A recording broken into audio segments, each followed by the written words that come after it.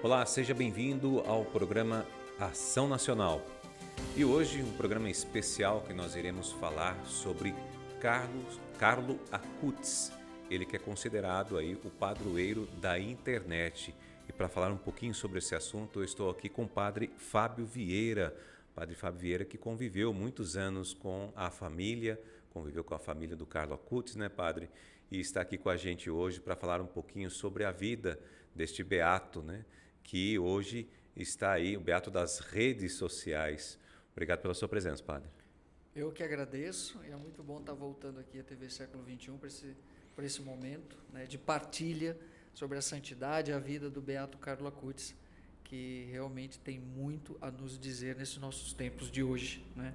Tempos em que justamente utilizamos os meios para evangelizar, e o Carlo meio que protagonizou um momento muito especial para isso, né? E hoje a gente pode usufruir, né, e perceber que a santidade não está fora de moda, não. É verdade. E os nossos jovens, quando querem, tornam-se santos, viu? É verdade, padre. É uma boa, né? A santidade não está fora de moda, não, gente. Olha, não mudou nada, não. A gente nasceu e somos aí para sermos santos, com certeza, que é o que Deus nos pede, Jesus nos pede através do Evangelho, né, padre? É porque a santidade, meu querido, é um chamado que Deus faz, né? E Deus nos fez esse chamado no dia do nosso batismo. E nós temos uma ideia muito caricata de santidade e de ser santo, né? Veja bem, Acho que é uma coisa muito distante, né? É como se fosse algo estratosférico, privilégio de um ou de outro. E ainda nós fazemos uma caricatura do perfil de um santo. Geralmente a gente imagina, eu sempre falo isso, né? Que a gente tem uma ideia caricata de que santo é aquela pessoa que fala mansinho, está sempre com um jeito piedoso, calmo, né? meio. Aí você não sabe o demônio que está dentro dela? Né? Se fosse assim, Padre Pio não seria santo nunca, porque pensa no homem bruto. Não é? O Padre Pio Vai também. confessar e não conta o pecado. Além de levar uns tapas, ele te mandava lá para o Monte Gargano. É verdade mesmo. É que já leu a história do Padre Pio, vai entender o que nós estamos falando aqui. Realmente, quando a pessoa ia se confessar, ele estava mentindo para ele, ele já saía do confessionário. Personalidades fortes, os nossos santos, Teresa d'Ávila e tantos outros. Então, a santidade não se caracteriza por um traço da personalidade, mas na forma que eu me configuro com Cristo e que eu vivo e dou testemunho. É isso, né? Porque se for pelo temperamento, ninguém nunca vai ser santo. Ninguém mesmo, com certeza. Tá certo, padre. Fala um pouquinho do senhor, padre. Quem é o Padre Fábio, para a gente poder conhecer um pouquinho? Sou sacerdote diocesano há 16 anos, vou fazer 16 anos de padre agora, da Diocese de Corumbá, Mato Grosso do Sul, lá no nosso Pantanal, fronteira com a Bolívia. Mas a minha formação inicial, meu alicerce foram com os salesianos. Então, eu costumo sempre dizer que eu sou mais salesiano fora da congregação do que dentro, porque Dom Bosco está no meu coração, né, na minha vida.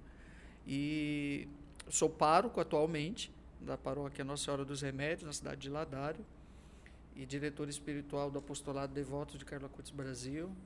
Também chanceler do bispo, um monte de função lá que eu já renunciei, mas o bispo não aceita. E a gente desenvolve aí esse trabalho com os devotos de Carlo Acutis, né? Mas essa já é a minha terceira paróquia, né? Mas sempre fui muito ligado também à educação. Eu também sou formado em pedagogia. Entre a filosofia e a teologia, eu fiz pedagogia. Pelo próprio salesiano, né? E para mim sempre foi algo assim que vem ao encontro daquilo que eu sou mesmo, né? A questão da educação, né? E hoje, voltando a trabalhar com a juventude, meio que provocado pelo Carlo, foi o Carlo, né? E por Dona Antônia, a mãe do Carlo, que nossa ligação é muito, muito grande e ela me influenciou muito, né, nesses últimos tempos, porque eu tinha feito uma outra opção, né, e de repente Deus faz completamente diferente a caminhada. Bom, vamos então entrar nesse caminho. Eu vi aqui que o senhor trouxe para nós, eu queria destacar isso, gente. Nós temos aqui a relíquia de Carlo Acutis, né, de primeiro grau, né, padre? É uma relíquia Ex corporis. Né? Explica para nós, por favor. As relíquias, elas têm graus, né? São 3 graus de relíquias, primeiro, segundo e terceiro. A terceiro grau, por exemplo, essa aqui é uma de terceiro grau que eu trouxe para você, tá? Obrigado. Terceiro grau foi um lençol que foi tocado no corpo do Carlo. Sim. Então, tudo aquilo que toca na relíquia de primeiro grau, né, como o corpo do próprio beato, que foi envolto com o lençol, ela fica terceiro grau, né, porque foi tocado. Segundo grau é o que pertenceu ao santo, uma vestimenta, um objeto, aquilo que foi dele, né, uma camiseta, um short, é segundo grau. E primeiro grau são fragmentos do próprio corpo do santo, né? E aqui nós temos um pequeno fragmento do corpo do cara. Eu não sabia identificar para você se é pele ou se é mesmo de algum órgão, porque os órgãos internos do Carlos estavam todos intactos também, e muitos foram feitos pequenas relíquias, né? Não a do corpo grande, né, que está exposto no santuário, mas de pequenos fragmentos que foram feitas essa ex corpore. Bom, padre, como é que Carlos Acutis chegou na sua vida? Como é que essa história, como é que tudo começou? Pois é, rapaz, olha que coisa. Em Você imaginava isso? Nunca, como que um padre lá do Pantanal, de repente ia estar vivendo, ter esse envolvimento completo. Como é que eu saio lá de Mato Grosso do Sul, vou parar lá em Roma? Menino, não sei, olha, Júnior, tem coisas que na vida a gente... Depois que eu voltei da Itália, que eu cheguei, que eu sentei, que eu olhei o que tinha acontecido, o que foi isso? Né? Tantos padres no mundo, tanta gente no mundo, e de repente eu envolvido com a família de um jovem que vai se tornar santo. Tudo começou em 2012, quando eu encontrei um encartezinho. Igual esse. E como esse, né? Com a oraçãozinha do servo de Deus, Carlo Acutis. Ainda o processo estava na Diocese de Milão. E atrás tinha o telefone da Dona Antônia, porque ela mesma saiu distribuindo quando o bispo autorizou fazer a oração para a invocação do Carlo. E chegou até o Brasil. Chegou. Não sei como que chegou. Estava numa paróquia lá em Campo Grande. E o padre, a gente ligou. E a gente estava vindo para a Itália, assim, vamos ligar para ela. Prontamente ela atendeu, nos recebeu e nasceu uma grande amizade. Daquele dia em diante, tanto é que o milagre que levou o Carlo à beatificação aconteceu na paróquia desse padre, lá em Campo Grande, que começou protagonizando aí a divulgação ao Carlo. Eu fiquei sempre nos bastidores. E todo ano a gente estava lá indo no cemitério visitar o túmulo do Carlo em Assis, que ninguém nem sabia que tinha Carlo sepultado ali. Na verdade, já te digo isso, a devoção ao Carlo é do Brasil para o mundo, não é da Itália para o mundo. Olha isso. Que em Assis ninguém sabia que existia Carlo Acutis, muito menos na Itália. É no Brasil, o Brasil que acolhe Carlo Acutis, né? Há uma ligação profunda de Carlo com o Brasil. E a amizade foi crescendo quando aconteceu o suposto milagre lá em Campo Grande, que foi enviado para a postulação e congregação pela causa dos santos, que foram 7 anos de investigação. E quando acontece a igreja decreta, né, porque a igreja é muito prudente nisso. Sim. Eu participei dos 2 momentos na congregação das audiências, tinha que voltar, fazer exames de novo no menino, ouvir novamente, é um negócio muito delicado, até realmente a igreja dizer é milagre, né, porque é o extraordinário de Deus no ordinário do humano. Então não é a ciência que diz que é milagre, a ciência diz que não tem explicação, mas quem diz que é milagre eu estou até entrando em outro assunto, né? É a igreja. Sim. Então, e isso foi afunilando mais ainda a amizade com a família Acutis, ao ponto de Dona Antônia me chamou, padre, venha passar um tempo aqui com a gente, venha fazer um tempo sabático, ajudar aqui na associação. Daqui a pouco, com certeza, o corpo do Carlo, quando for exumado, o que tiver vai ser transladado para o santuário, aí você vai ficar aqui para rezar missa, atender os peregrinos que vêm do Brasil, do mundo e tal. Eu vou pensar, Dona Antônia, a ideia dela de ter um padre lá junto era um sonho. Que Dona Antônia, como o Carlo, é apaixonado pelos padres, né? O Carlo era apaixonado pelos padres, porque os padres davam para ele o seu bem maior, a Eucaristia. Aí, quando eu decidi ir, em 2019, nossa, Dona Antônia vibrou, nossa, acolheu. Onde você quer ficar? Eu quero ficar na casa, no quarto, do lado do quarto do Carlo. Então, fiquei lá, né? Que eles têm hoje 2 casas em Assis, né? A primeira casa que foi comprada, quando o Carlo ainda estava vivo, e a outra depois que nasceram os gêmeos. Né, que ficou bem mais ampla. E foi assim uma experiência única, ímpar. E isso afunilou mais ainda, porque eu fui no início de 2020, em janeiro, quando em março, 11 de março, a Itália fecha. E de repente... Pandemia, né? Com aquilo inesperado. Aí nos vimos ali, fechados, eu, a mãe do Carlo, o pai, os 2 irmãos, a avó, a tia, éramos 10 pessoas. O mundo parou. O que foi aquilo? Sabe que teve um momento que eu pensei que eu tinha ido para morrer ali, né? Ontem eu estava até conversando, falando aqui para minha amiga Estela. Quando eu chego na Itália, que eu escuto as sirenes das ambulâncias, vem tudo, sabe? Porque, embora a gente estava lá na montanha, Assisa, no Monte Subasio, lá em cima, não teve um contágio e nenhuma morte na Assisa antiga. Sim. Né? Então, nós estávamos protegidos por Francisco, Clara e Carlo.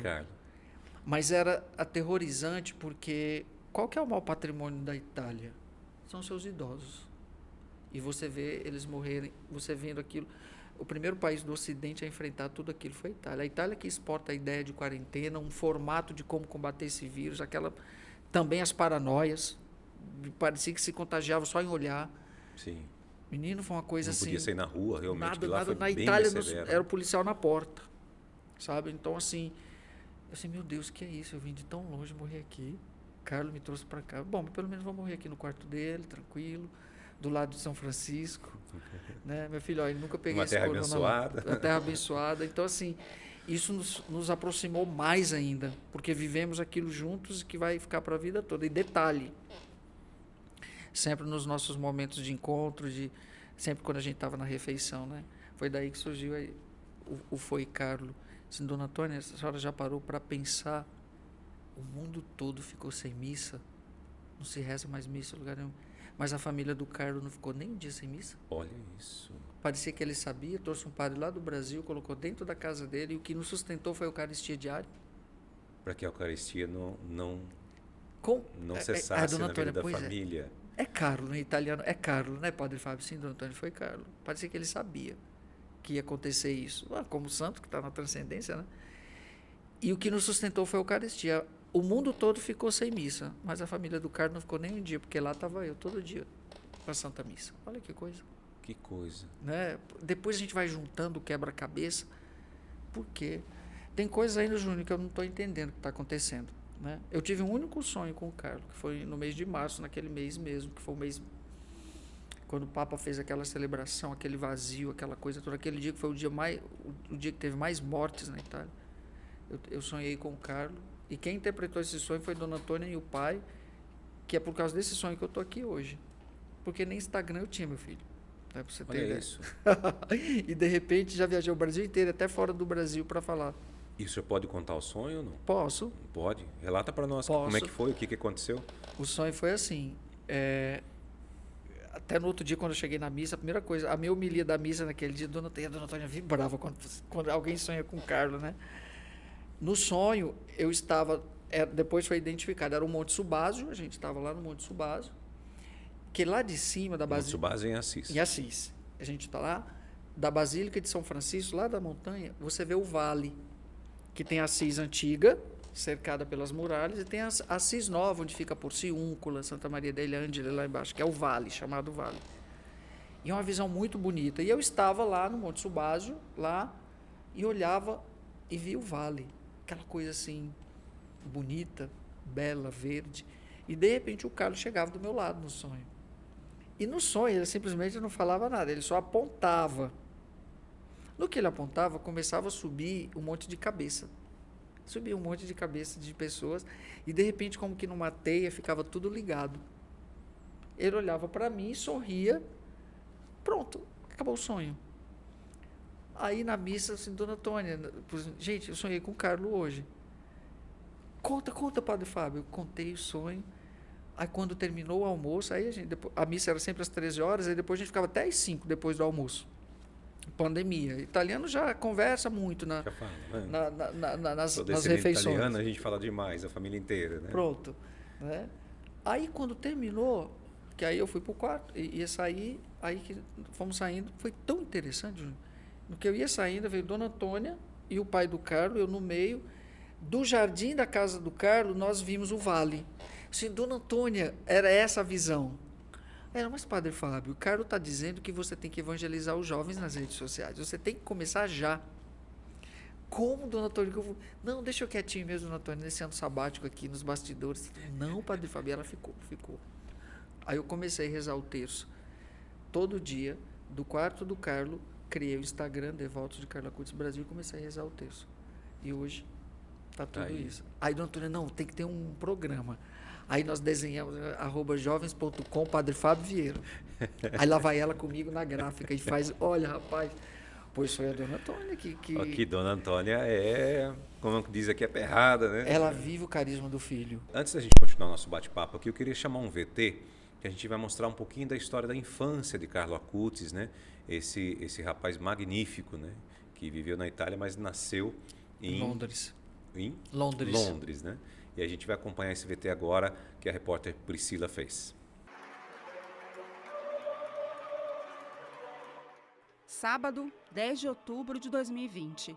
A celebração emocionante é a missa de beatificação do servo de Deus, Carlo Acutis, na Basílica de São Francisco, em Assis, na Itália, chamado de Cyberapóstolo da Eucaristia.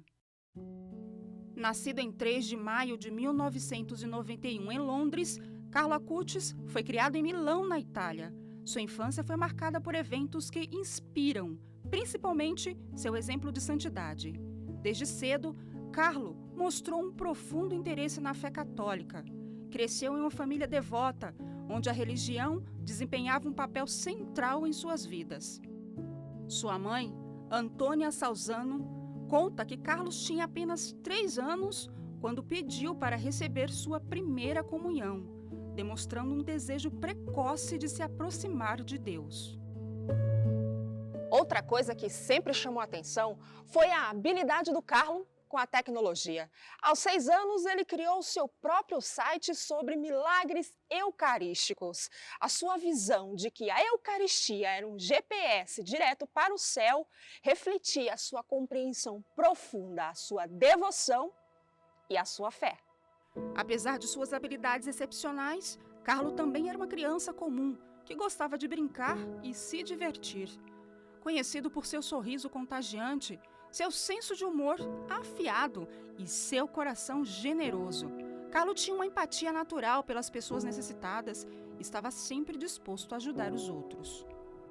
E de repente um jovem, que morreu agora em 2006, teve a coragem de responder esse chamado sendo o que ele é. Porque muitas vezes nós temos uma ideia de santidade um pouco caricata, né? De que ser santo, a gente até cria né, um formato, que é aquela pessoa calma, né? Assim, que fala num reto tom. Se fosse assim, minha filha, Padre Pio não seria santo nunca, porque pensa num homem que dava cada grito, cada berro, né? Então, assim, a santidade não está nisso, mas está na resposta que eu dou a Deus em gestos concretos e com a minha vida, com o meu testemunho, com o meu amor. A infância de Carlo também foi desafiada por sua saúde. Aos 11 anos, foi diagnosticado com leucemia, uma forma rara e agressiva de câncer. Apesar do sofrimento físico e emocional, Carlo continuou a se apegar à sua fé e a oferecer sua dor a Deus em uma atitude de aceitação e oferta. Eu ofereço todos os sofrimentos que suportarei pelo Senhor, pelo Papa e pela Igreja. O que Carlo fez de extraordinário para ser santo? Nada. Sabe o que ele fez?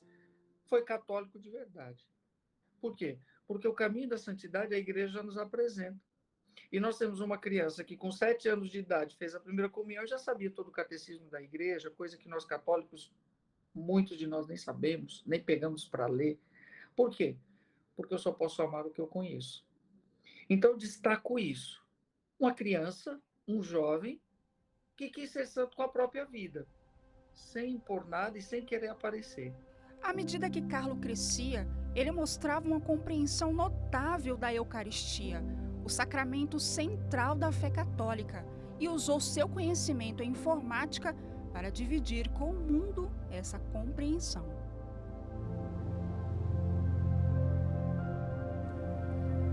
Olha aí que bonito, né? Que legal, padre. Realmente a gente pode ver que ele foi uma pessoa comum, como o senhor mesmo disse aqui para nós no início, né? Em que a gente podia ver que convivia como qualquer outra criança, vivia como qualquer outra criança. Transcendente no imanente. Carlos era belo, né? Como falava a Luana, a avó dele. Quando meu neto passava, não tinha como não ele ser notado.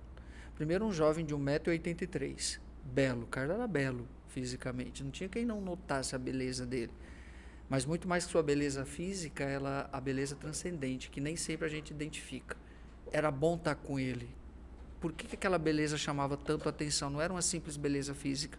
Era algo que transcendia no sorriso, no olhar, na forma cômica de ser. Carlos gostava de contar piada. Ele, como dizia a Luana, a avó do Carlos, meu neto era ligeiro, era leve, era solar, era brilhante. Onde ele chegava, parecia que a gente, não sei, se estava com alguma inquietação, alguma agitação, a gente ficava leve. Só estar do lado dele era uma coisa boa. Eu conversei com um dos amigos dele, desde da pré-escola até o ensino médio. Ele foi na beatificação do Carlos um dia antes, eu conversei bastante com ele. E ele disse, a gente sentiu uma coisa tão diferente quando estava junto com o Carlos. Era bom estar com ele. A gente não sabia identificar que era por causa da santidade. Hoje, posteriormente, a gente entende que aquilo era santidade, mas na época a gente não sabia. A gente só sentia, era bom estar com ele. Entendeu? Então ele trazia. Eu dizia para a dona Antônia, a gente conversava, acho que Carlos já vivia no céu, né? Ele estava só brincando aqui, porque o céu já era presente nele, era impressionante, né? Até eu gostaria de fazer aqui uma pequena comentário a respeito do VT que a gente colocou. A leucemia dele, quando foi que começou, padre? Verdade. Carlos descobriu a leucemia aos 15 anos mesmo, né? A leucemia do Carlos foi do tipo M3, fulminante. Foi descoberta na terça-feira, porque ele internou na terça-feira e morreu de quinta para sexta. Foi em 3 dias. O Carlos nunca teve doença nenhuma, né? Nenhuma. Foi descoberta. De terça para sexta ele faleceu. Foi. 3 dias. Extremamente severa. Severíssima, né? Então, até conto o detalhe, né? No domingo eles foram para um restaurante almoçar, lá em Milão mesmo, e Carlos sempre muito apegado à avó. Aí a Luana percebeu que ele estava com uma pintinha vermelha no rosto. Ela olhou assim, deve ser uma picadinha de pernilongo. Aí na segunda-feira, normal, ele foi para a aula. Quando ele voltou no final do dia, ele falou, não, estou meio indisposto, tal. Aí ela tocou nele, viu que ele estava meio febril, deu analgésico, mandou ele deitar. Aí na terça-feira, quando ele levantou, ele foi direto lá no quarto da avó, que era do lado, eles são muito apegados, nona, urinei sangue. Aí ela volte para a cama, já vou chamar sua mãe. No que ele foi para a cama, ele já não levantou mais, já não sentia mais as pernas. A mãe veio, já veio a ambulância, já levou, ele foi até para o Hospital São Gerardo, que fica ali em Monza, na região de Milão, e já fizeram os exames e detectaram que era essa leucemia fulminante mesmo. Na época não tinha tratamento nenhum. E aqueles 3 dias ali, o pai não chegou nem a ver, porque pensava que era uma virose, daqui a pouco tá de volta em casa, que nada. Né? É uma doença que vai pegando das pernas para cima, até chegar ao derrame cerebral. Vai gangrenando, é isso? As veias vão meio que explodindo, elas vão entrando em erupção. Nossa. Um negócio estranho, né? Mas era assim mesmo. Tanto que eu vi o corpo dele, né? Depois, em fotos e vídeos, depois, transpirou sangue. Os vasos estouram. É um negócio muito estranho, entendeu? E dói muito. O médico, tanto que os médicos chegavam, Carlos, tá doendo, tá... Não, o Papa tá sofrendo mais do que eu. Né? Então ele sempre tinha uma palavra de ressignificar. Acho que Carlos, pelo seu encanto por Francisco, a morte era sua irmã. Então, assim, é por meio dela que eu vou atingir a minha meta. Ele dizia, a minha meta é o infinito. Minha meta é Deus. É Deus. E quais foram os pilares que ele trilhou, que ele caminhou, que foi esse caminho de santidade na vida dele? No que ele se embasava? A Eucaristia, pelo visto, era um. Sim. Era um. Com 7 anos de idade é o divisor de águas, que quando ele faz a primeira comunhão, ele diz claramente, de hoje em diante o meu projeto de vida é estar sempre com Jesus. Né? Não faltarei mais à missa e farei sempre a adoração ao Santíssimo, ou antes ou depois, porque a Eucaristia é a minha autoestrada para o céu. Então o Carlos tinha plena consciência de que a Eucaristia é a forma mais rápida de chegar no céu, estar sempre na comunhão. Então ele era eucarístico, plenamente eucarístico. E você vê uma criança de 7 anos, meu filho, que diz que o seu projeto de vida é estar sempre com Jesus. Opa. Pergunta para a nossa juventude hoje qual é o projeto de vida deles. Nem nós muitas vezes temos projeto de vida. É verdade. E uma criança diz... E outra, colocar Jesus no seu projeto de vida não significa que eu tenho que deixar de viver no mundo e as coisas do mundo. Mas eu tenho que ressignificá-las para o objetivo maior do meu projeto, Porque se você perguntar para um jovem qual é o seu projeto de vida, quero ser médico, quero ser advogado, tá, mas isso não é projeto de vida. Isso é um projeto profissional que deve estar inserido dentro do projeto de vida, que é algo maior. E o do Carlos está sempre com Jesus. Então, tudo que ele fazia estava voltado para o céu. Estamos falando de um jovem riquíssimo. Estamos falando de um jovem riquíssimo da cidade de Milão, que tinha o mundo a seus pés. Verdade. E ele era filho único, não Filho era? único. O Carlos era filho único. Olha isso. E quando morre em 2006, né? Até falo, né? Dona Antônia não podia ter filhos. Ela tem problemas na tireoide. Então? Ela Então, ele não tinha os irmãos dele ainda? Não. 4 anos depois da morte dele, aos 43 anos, Dona Antônia engravida de gêmeos. Francesca e Michele. Uma graça os dois. Um casalzinho. Olha isso, que Né? interessante. Então, o milagre do meu filho acontece primeiro comigo. Dona Antônia disse. Que experiência de vida, Sim, né? porque aos 43 anos não podia engravidar por alguns problemas. E é verdade que Carlo Acutis evangelizou até a família? Como é que foi essa história? Qual é o ditado que a gente sempre fala, né? Que santo de casa não faz milagre, né? A gente sempre fala isso. Carlos fez milagre primeiro em casa. Ah, é? É. Ele catequizou primeiro sua família. Ele provocava. Eu acho que o Carlos era tão cômodo que ele sabia das respostas. Menino, com 7 anos de idade, o Carlos já tinha lido o catecismo todinho. Olha isso. Ele já conhecia a doutrina da igreja. A vida dos santos toda. Pequeno detalhe, né? Nas nossas conversas, né? Carlos tinha ciência infusa. Carlos tinha ciência infusa. Ele já vivia no céu. Ele tinha uma inteligência meio que indelével, sabe? E era impressionante. O pai Quando dele... o senhor diz ciência infusa, o que quer dizer para as pessoas poderem entender? Ciência infusa é uma inteligência além daquilo que é o comum, né? É uma capacidade transcendente de observar, de pensar, de ver e de viver as coisas, né? Veja bem, Carlos aprendeu grego, latim e hebraico sem estudar isso na escola, Nossa. por si só. Carlos, o pai dele, dizia assim, se Carlos sentasse 5 minutos com você, ele dizia para você o que você precisava ouvir. Então, isso é uma ciência infusa, transcende. Ele olha para você, mas ele vê tua alma. Então, ele tinha isso, né? Pelo menos nos relatos das pessoas que conviveram com ele, que eu pude perguntar, e a própria avó, que era grudadíssima nele, né? Carlos era extraordinário demais, né? A gente não identificava, padre, que ele fosse ser santo, porque para mim, talvez eu pensava assim, ele vai ser um padre, um bispo, ou quem sabe um papa, né? Mas ele não imaginava assim, que era isso tudo, né? Então, é incrível, é incrível, né? Então, o projeto de vida do Carlos, aos 7 anos de idade, é algo que nos ensina muito. E assim ele evangelizou a família. E assim ele evangelizou, catequizou a família com as suas provocações. Tanto é que depois Dona Antônia se obrigou a estudar teologia. E hoje é uma teóloga que coloca muito de nós padres no bolso. Olha isso. Dona Antônia é espetacular na teologia, meu filho. E a Dona Antônia não era uma pessoa que, na época que ele nasceu, que vivia... Era uma família tanta católica de espiritualidade. nome, não praticante. Sim. Né? Mas Carlos fez o envolvimento primeiro dentro de casa, Olha isso. com a sua mãe. E hoje eles vivem o carisma do filho. Que interessante isso, gente. Que história magnífica. É muito bacana de ouvir a história dos santos. Olha, gente, a gente vai colocar mais um VT para que vocês possam acompanhar. E nesse VT nós vamos falar um pouquinho sobre a reportagem que fala sobre o garoto aqui no Brasil, né? Foi um menino brasileiro que teve o milagre reconhecido aí pelo Vaticano que o elevou a beato. Vamos acompanhar. Eu vejo nele a possibilidade muito mais do que óbvia da santidade, né? Eu vejo nele a possibilidade de que a gente pode e deve ser santo na realidade atual da gente, né? Isso é muito também de São José Maria Escrivá, fundador do Opus Dei, né? Que dizia sempre isso, a santidade no cotidiano e nos trabalhos do dia a dia. Para mim, o maior ensinamento que ele nos dá para, assim, nós jovens é que, assim, a humildade dele era muito grande. Ele, tipo, tinha vezes que ele ia lá e tava voltando para casa e ele simplesmente dava o sapato dele pro mendigo. Sim, isso me tocou bastante.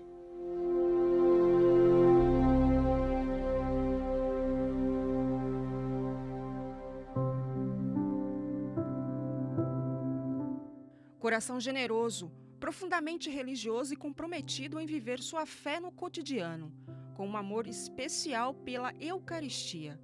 Esse era Carlo Acutis.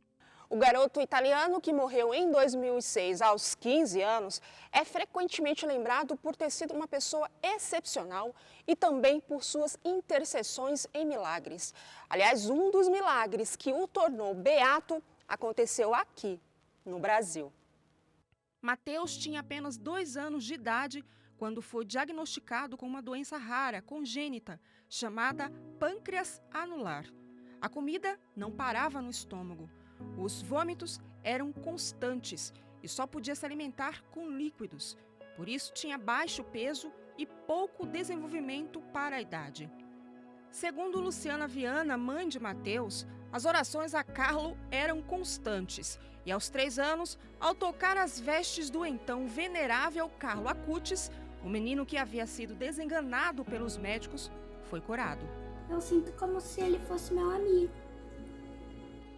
Milagre recebido também pela jornalista Estela Gontijo, que através do padre Fábio Vieira, que a entregou uma relíquia de 2º grau de Carlo Acutis e abençoou sua casa, ela viu seus pedidos atendidos.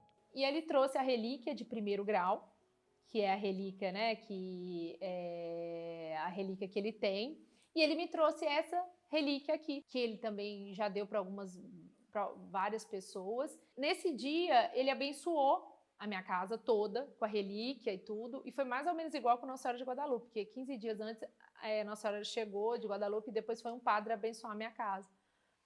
E no texto eu pedi 2 coisas que eu queria, que era um trabalho, assim, que eu pudesse conciliar, e eu pedi que eu pudesse engravidar. E depois de 15 dias, logo que eu não descobri, né, depois de 15 dias, mas depois de 15 dias fazendo as contas, eu engravidei.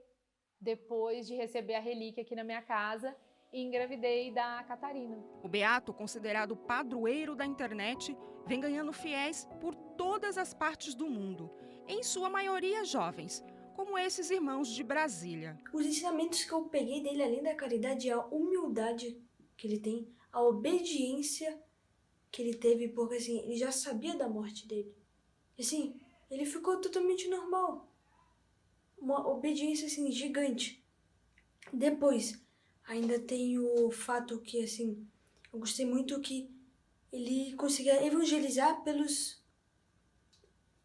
redes sociais. E assim, eu consigo fazer vários sites de milagres eucarísticos. Então, assim, isso fez com que os jovens assim, falassem: caraca, não só são os adultos que podem ser santos. Nós, crianças e adolescentes, também podemos ser. Um dos pontos muito importantes, né, dessa devoção é a influência que ele tem na minha vida digital, né? Que é um mundo extremamente grande e complicado, porque sempre te mostra distrações, sempre te mostra as coisas, outras coisas para fazer, mais divertidas, mais relaxantes. E aí você acaba desfocando, não estudando, não fazendo aquilo que você tem. E o exemplo dele sempre me vem à mente quando acontece esse tipo de coisa. Não é à toa que ele mesmo fala, né, que ele morreu feliz porque ele não gastou a vida dele com coisas inúteis, né, com coisas que Deus não gostava. Eu gosto bastante da história dele, como ele usou a própria tecnologia como uma maneira de evangelizar as pessoas, de converter elas, que foi uma coisa bem revolucionária para nossa época. E eu gosto bastante dele, tenho uma devoção muito forte por ele, é um beato, já considero santo, mas é um beato muito bom, gosto bastante dele e é um grande exemplo para mim. Diogo, de 18 anos, também fala sobre sua identificação com o jovem beato. Porque o Carlo, eu vejo nele a possibilidade da santidade mais do que em qualquer outro santo, devido a também ser homem, jovem e da minha época, entendeu? Muito relacionado, muito próximo da internet também.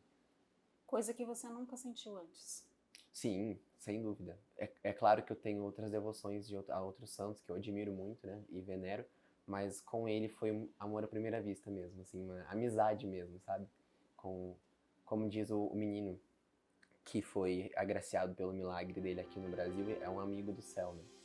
Proximidade e identificação. O beato de tênis que usou a modernidade através das novas tecnologias como ferramenta para convidar as novas gerações para o caminho da santidade. Que maravilha, gente. Padre, eu fiquei aqui enquanto estava passando o VT e me vinha muito forte, né? Como Deus faz as coisas acontecerem do jeito dele. Por exemplo, numa época em que a gente vive tanta coisa ruim na internet, né? Surge uma pessoa nesse grau de santidade na internet, para que leve Jesus eucarístico para essas pessoas. E detalhe, Carlo foi beatificado em 2020, no ano que o mundo parou e todo mundo ficou conectado pelas redes, né? Virtualmente. Então, isso também não foi por acaso. Mais um sinal. É interessante a gente falar, Carlo ainda não é patrono da internet, ele é candidato. Existem outros santos na linhagem. O patronato que a igreja dá para um santo é só no dia da canonização. No dia da canonização saberemos do que ele será padroeiro. Hoje ele é talvez o primeiro candidato mais forte a ser da internet, porque ainda não tem padroeiro da internet, né? Então Carlo está entre os candidatos. Quem sabe? E eu acho que tem tudo para ser. E eu achei muito interessante que a gente viu aquele jovem ali, né? A expressão dos jovens é muito legal. Nós estávamos prestando atenção na linguagem. Caraca, a gente pode ser santo. Exatamente, para você ver, né? Parecia que era lá para a Idade Média. E aquela ideia de que o santo era sempre o padre, o religioso, vestido. De repente, um jovem como qualquer um outro. Né? Nas vésperas de ser aberto o túmulo do Carlo, quem foi vesti-lo foi Dona Antônia, ela que comprou a calça jeans, ela que comprou o tênis, o meu filho era assim. Carlo nunca pensou em ser padre. Carlo nunca pensou em ser padre e ser religioso. De jeito nenhum. Na hora que o cardeal decreta, beato leigo, guarda leigo. Né? E então ela vestiu o filho como ele era, o jovem que ele era. Lógico, se ele tivesse da Idade Média, não teria calça jeans. Né? Mas para dizer, a santidade não está fora de moda. Carlo acolheu e viveu isso com a própria vida. O que falta muitas vezes em nós é essa coragem que o Carlo teve, porque acaba sendo um sinal de contradição. Com certeza ele teve subliminarmente o bullying que ele sofreu dos outros na época, com certeza. Mas ele ressignificou tudo isso, porque minha meta é o infinito. Minha meta é o infinito. Carlo tem uma frase belíssima, que para mim é a reflexão mais bonita dele. Todos nascemos originais, mas muitos morrem fotocópias. E ele não queria morrer fotocópia. Aliás, e o que é ser original? É não perder a essência. É não perder a essência. E a minha essência é Deus. É o bem. É o amor. E ele tinha isso muito claro. Bom, gente, a gente vai exibir mais um VT para falar um pouquinho sobre... nós vamos mostrar por que ele se tornou o padroeiro da internet. Vamos conferir. Eu acredito que ele vai mudar muitas pessoas, muitos jovens.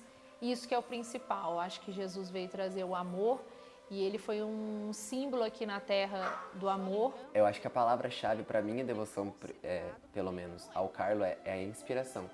Eu olho para ele e eu me inspiro muito.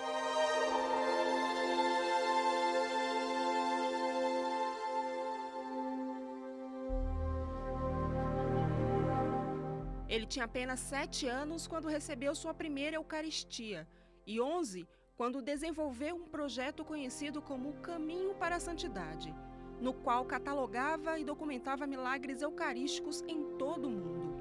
O pequeno italiano pesquisava, coletava informações e criava um banco de dados online para tornar esses milagres acessíveis a todos. Com seu projeto online, Carlo também desenvolveu uma plataforma para compartilhar catequeses, ensinamentos da igreja, orações e testemunhos. Ele acreditava firmemente que a internet poderia ser uma ferramenta poderosa para evangelizar e atrair os jovens para a mensagem do Evangelho. Carlo trabalhou constantemente para fazer crescer o seu projeto, buscando testemunhos que pudessem inspirar para compartilhar. O menino que fez uma comunidade para os jovens aprender e também crescer em sua fé, que era devoto de Nossa Senhora, hoje virou padroeiro da internet.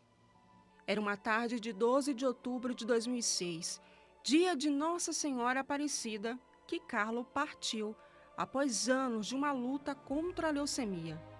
Durante a doença, ele ofereceu seu sofrimento pelo Senhor, pelo Papa e pela Igreja.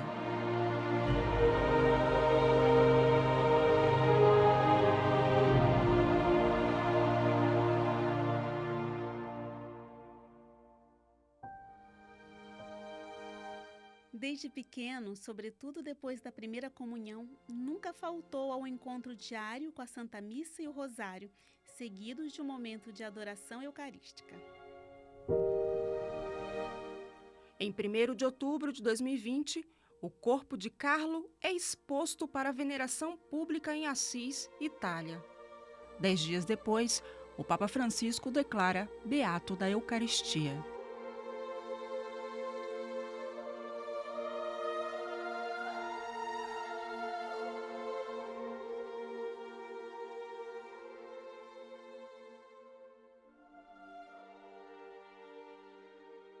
O que eu digo aos jovens, meus queridos, assim como o Carlos? O que Carlos diria hoje para vocês? Tenham um projeto de vida. Saibam onde vocês querem chegar. O Carlos sabia. A minha meta é o infinito. O meu desejo é o céu. Qual é o de vocês? Eu já estava tentando engravidar há uns mais de 4 anos. E eu já tinha tido um aborto também. Eu achei assim, a questão dele ser realmente um santo da internet, dele ser, assim, se converteu muito rápido, né? Acabou falecendo, né? Adolescente. E toda essa história mexeu comigo. E aí, quando começou a sair a história da beatificação e da questão do corpo dele, né? E aí saiu notícia na grande mídia, né? Em todas as emissoras, falando da questão do corpo dele, que uma parte estava incorrupta, né? Como eu, já na pandemia, fazia alguns terços, né? No Instagram que eu tenho, já voltado para o catolicismo, eu queria buscar uma fonte que tivesse visto esse corpo. Aí foi buscar e vi o padre Fábio Vieira. E aí eu vi ele contando que ele estava lá na casa realmente da família, em Assis. E quando eu olhei, eu falei assim, nossa, tudo que ele toca, eu pensei, é relíquia, né? Para quem acredita, né? Quando ele estava vindo para o Brasil, que ele decidiu voltar, ele me mandou uma mensagem. Estela, eu tô voltando pro Brasil. Eu falei, nossa, padre, que legal. Ele falou, eu tô levando uma relíquia para você. Ele abençoou a minha casa toda, com a relíquia e tudo. Depois de receber a relíquia aqui na minha casa, engravidei da Catarina. Carlo partiu com a certeza de que iria para o céu, assim como sua mãe Antônia. Carlo estava pronto e maduro para o céu. Era um rapaz de vida perfeita e reta, de extraordinária pureza, generosidade, bondade. Nunca tivemos a mínima dúvida de que ele já estivesse no céu. Ele se foi, mas não sem antes deixar um recado doloroso, com um sorriso no rosto e a certeza da salvação. Sono destinata a morire.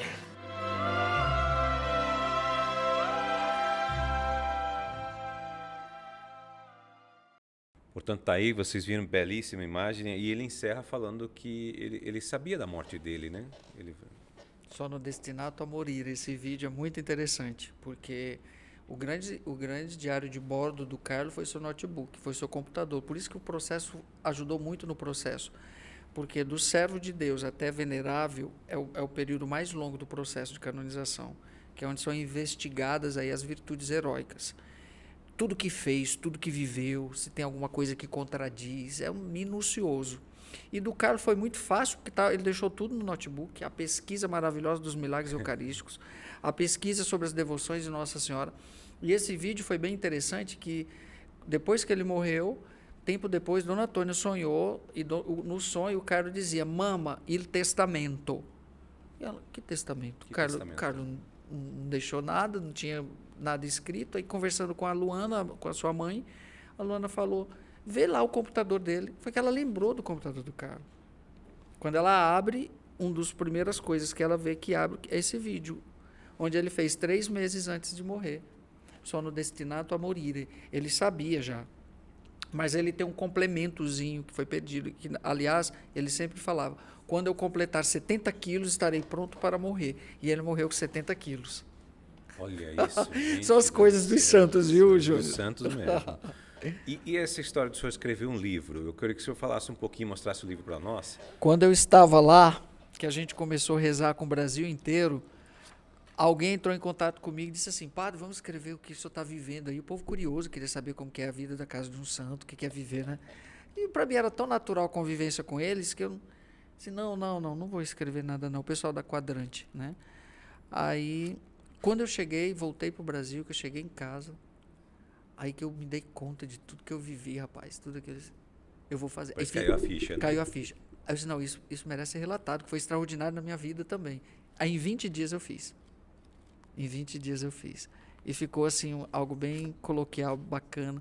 Eu falo de cada um, da mãe, do pai, da minha vocação, da Assis. Tem um capítulo dedicado só à pandemia, o que foi isso, né? Sobre a internet, né? Então, assim... Uma espécie de um diário, né? Foi. Foi um diário. É assim, depois que eu li, assim, De nossa, vida. eu fiz isso aqui, foi tão legal. Foi num momento de inspiração mesmo. Momentos fortes aqui com Dona Tônia, né? Que legal. Sabe? E ficou. Foi Carlo porque naquela conversa com Dona Tônia, o mundo todo parou, mas a família do Carlos não ficou sem missa, porque ele mandou um padre para casa. Foi Carlo. Então, foi Carlo. Com certeza. E todo esse processo não teria acontecido, né? O milagre saiu daqui do Brasil e levou para lá. Tudo para lá. Olha só, Carlo morreu 12 de outubro, dia de Nossa Senhora Aparecida. O milagre aconteceu no Brasil. A igreja decreta sua memória litúrgica 12 de outubro. E ele ainda mandou um padre brasileiro para casa dele. Eu acho que o cara é mais brasileiro. Estamos ligados, como a gente costuma dizer. Padre, para a gente encerrar a nossa entrevista, a gente ficaria aqui, gente, olha, até tem muita coisa que eu gostaria de perguntar, mas não dá o tempo, né? A gente está chegando ao final do programa. Que mensagem ele está nos deixando? Carlo nos deixa qual mensagem para a geração desses jovens, futuro e tudo mais? A própria vida do Carlos já é uma grande mensagem, porque realmente é algo extraordinário nesses novos tempos. Nós falamos de um jovem riquíssimo da cidade de Milão, na Europa, que tinha o mundo a seus pés e se despojou como São Francisco, sua grande inspiração. Tanto é que o bispo de Assis disse, Carlos é um outro Francisco, né? São semelhantes as histórias. E não é à toa que o corpo do Carlos está lá no local onde São Francisco se despojou das suas vestes e entregou para o pai dele. Se Dona Antônia chegasse com um tênis, uma camiseta nova para o Carlos, dizia, mama, mas esse ainda não terminou, não acabou, para a senhora me dar outro. Né? Carlos deu um sentido para a sua família e para a riqueza da sua família também. A mensagem que Carlos deixaria para todos, sobretudo para a nossa juventude, é a mensagem da sua primeira comunhão. Tenham um projeto de vida. Saibam onde vocês querem chegar. Das poucas coisas que o pai do Carlos fala do filho, no momento nos dias da beatificação, ele foi chamado para falar para um grupo. Eu disse, André, eu vou ver, é raro, mas eu vou ver. Ele disse, Carlos não era uma pessoa ambígua, não era um jovem ambíguo. Carlos sabia o que queria, o meu filho sabia o que queria, e tudo que fazia, fazia bem feito. E hoje nós vemos uma juventude completamente influenciada por tantas ideologias, sobretudo algumas demoníacas aí. Exatamente. Que não sabem para onde estão indo. Vivem na insegurança, na incerteza. Tanto jovens perdendo a vida, tudo. Com depressão e tudo Exatamente. Mais. Falta o quê? Falta isso que Carlos, aos 7 anos, fez. Um projeto de vida. Com certeza. Padre, para a gente encerrar aqui, gostaria que o senhor nos desse uma bênção com a relíquia de Carlo Acutis, que está aqui com a gente. Que bom. E eu agradeço imensamente de coração. E assim a gente encerra o Ação Nacional de hoje. A todos que nos acompanharam, a você, Júnior, aos devotos de Carlos de todo o Brasil, que essa bênção se estenda a todos vocês e que o nosso anjo da juventude interceda por todos. O Senhor esteja convosco. Ele está no meio de nós. Por intercessão do beato Carlo Acutis, abençoe-vos o Deus Todo-Poderoso, Pai, o Filho e o Espírito Santo. Amém. Desça sobre todos vós e permaneça para sempre. Graças a Deus. Muito bem.